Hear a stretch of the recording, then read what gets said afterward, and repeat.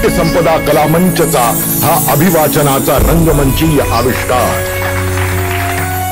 माझी जन्मठेप। रमणबाग शाळेत मराठी भाषा गौरव दिनानिमित्त भव्य पुस्तक रांगोळी साकारण्यात आली होती। यासाठी 2 ते 2.5 हजार पुस्तकांचा वापर करण्यात आला आहे।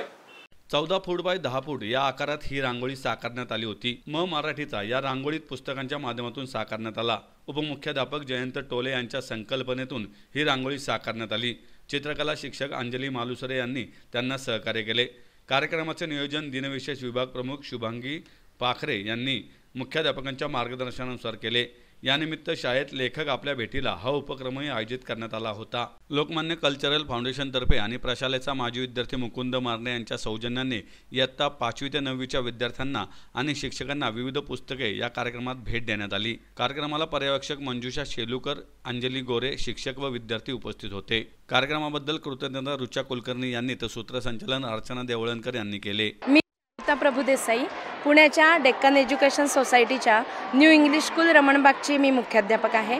आमच्या शाळेमध्ये अनेक उपक्रम, दिनविशेष, विशेष दिन आम्ही साजरे करतो।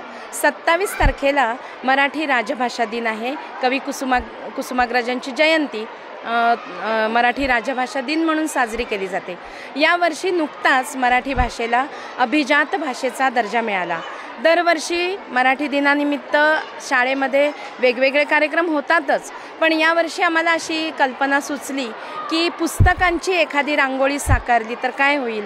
मग त्या दृष्टीने विचार करता एकाच रंगाची काही पुस्तकं आणि बाकीची मासिकं, पुस्तकं अशा सगळ्याचा आधार घेऊन आम्ही सुमारे 2000 पुस्तकातून ही प्रतिकृती साकारली आहे। याच्यामध्ये मराठीचा म्हणून काढलेला आहे आणि रांगोळीमध्ये अभिजात मराठी असं लिहिलेलं आहे, शाळेचं नाव लिहिलेलं आहे। अशी ही आमची संकल्पना आहे की जेणेकरून मुलांना पुस्तकं वाचनासाठी प्रेरणा मिळावी।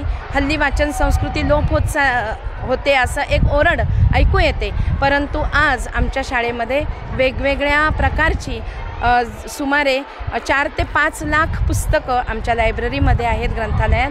त्याचा लाभ आमचे सर्व विद्यार्थी घेत असतात। या निमित्ताने आमचे माजी विद्यार्थी मुकुल मारणे यांनी या दिनानिमित्त खास 5वी ते 10वीच्या मुलांना मोफत पुस्तकं वाटली। यामध्ये लोकमान्य पतपेढीचा सुद्धा मोलाचा वाटा आहे। तर एखादी चांगली गोष्ट करायला गेलं तर आपल्याला समाजातून सुद्धा खूप हात मदतीचे पुढे येतात आणि म्हणूनच आम्ही आज ही इथे प्रतिकृती साकारली आहे। आमच्या आसपासच्या शाळांना सुद्धा आम्ही ही प्रतिकृती बघायला बोलवलेलं आहे। धन्यवाद।